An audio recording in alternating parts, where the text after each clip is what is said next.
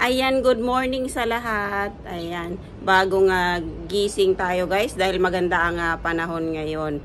So ayan, papakita ko sa inyo. Ayan yung panahon ngayon, sobrang liwanag.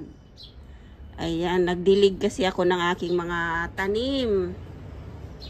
So ayan na yung update sa aking mga, ayan, sili. Ayan na guys, ang dami na siyang bulaklak. Ayan o. Namulaklak na at ang aking ampalaya ay talagang ano na siya, nilagyan ko siya ng pang ano. Yung aking sili, malalaki na.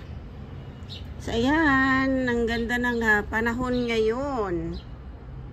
Yun yung aloe vera ko, maganda pa rin.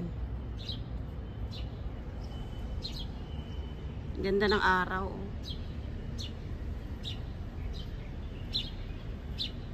Yan, may mga ibon. Kasi nga umagang umaga pa. Ang sarap ng ano. Yan yung mga bulaklak ko. Yan mga ibon, oh. Ganda na. Ito yung kalachuchi. Ganda sa umaga.